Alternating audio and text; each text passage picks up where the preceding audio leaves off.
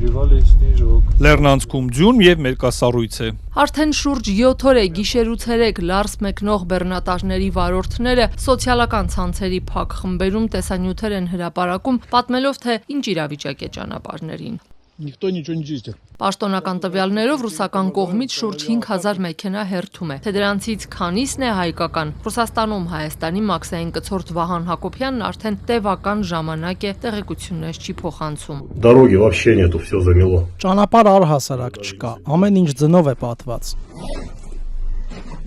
Եղանակն իր հերթին է փակում ու բացում դեպի Լարս տանող ճանապարհները, արհեստական խոչընդոտներն իրենց հերթին։ Ազատությանը պատմում է Լարսի ճանապարհներին տարիներ անցկացնող մի բեռնատարի վարորդ։ Նրա խնդրանքով ձայնը փոխած է, անունն էլ չենք հրապարակում։ Լարսում 4 գիծ կա, որ բեռնատարներն ենք անցնում, եւ 4-ում կա անձնագրային ռեժիմ։ Չի եղել այսքան ժամանակ, որ ես գնամ 4-ից գոնե 2-ն աշխատի կամ 5-ից։ Աշխատում է միշտ մեկը։ Ու ուտեղ հերթ է։ Այդ 4-ից 5-ս ավտոմատ կերպով սպասում ենք, որ այդ մի պասպորտ կոնտրոլը բոլորիս պեչատները խփի, որ հերթով անցնենք։ Լարս միասա մի քաղաքական անցուղի է ասա, պատմում է վարորդը, շարունակելով, եթե մամուլ էլ չկարդաս, Հայաստանը Ռուսաստանին կապող այս միակ ցամաքային ճանապարհով անցնելիս միանգամից կհասկանաս, թե այդ պահին ինչ հարաբերություններ ունեն Ռուսաստանն ու Հայաստանը։ Տեսնում են հայկական համարներով բեռնված մեքենա է, կանգնացնում են, վերջ։ Պիտի այդ կաշառքը տաս։ Ես օրինակ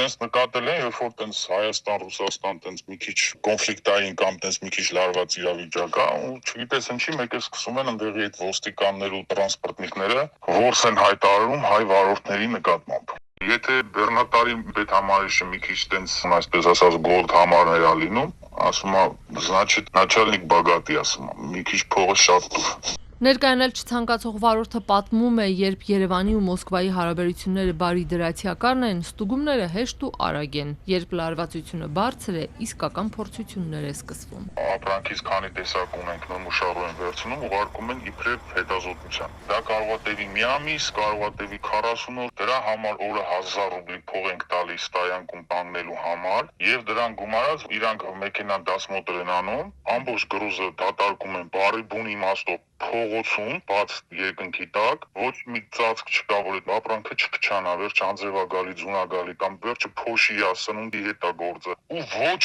մի դասմոտը չի իրականացում։ Ուղղակի ոնց որ դիտմամբ այդ բադոններով բեռնված ապրանքը հանում են, շարում են դուրս, հետո մտցնում են ներս ու դրա համար ապրանքի տերը ավելյալ գումար է տալի, կոնկրետ 120,000 ռուբլի։ Եղել են դեպքեր, երբ Հայաստանից Ռուսաստան հասցրած իրենց բեռները սուպերմարկետները բավականին դժվարությամբ են ընդունել, թեև ըստ մեր զրուցակցի նախնական պայմանավորվածությամբ են ապրանքը խանութ հասցրել։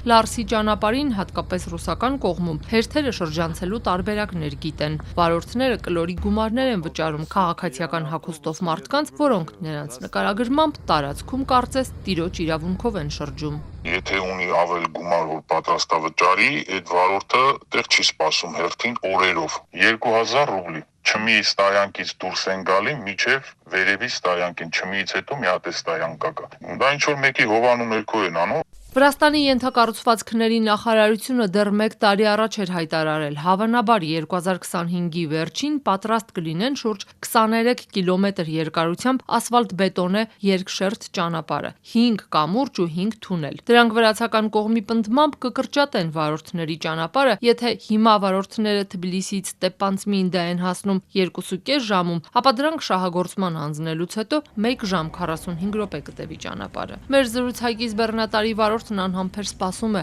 որ այդ ճանապարհը շահագործվի։ Ասում է, թեկուզ տարբերությունը շատ չէ, բայց հերթերում քիչ կմնան։ Որ հիմա ձունա ու չեն կարողանում սարը բարձրանանք, բացի դրանից ձնը հալքա լինում, ձունը թափվում է ճանապարհներին, դա էլ է խոչընդոտ հանդիսանում։ Այդ ճանապարհը որ լինի, արդեն այդ սարը չենք բարձրանա։ Այսօր էլ երրորդյա 4 սնունդը պատրաստած ճանապարհ է ընկնում, որ բեռը Լարսով Ռուսաստան հասցնի։ Ընկերները ռուսական ու վրացական կողմերից մի կերպ են կապի դուրս գալիս։ Հեռախոսներն անհասանելի են, զգուշացնում են, ձյունը չի դադարում, դժվար անցանելի ու տեղ-տեղ էլ անանցանելի է ճանապարհը նաև Հայաստանի որոշ հատվածներում։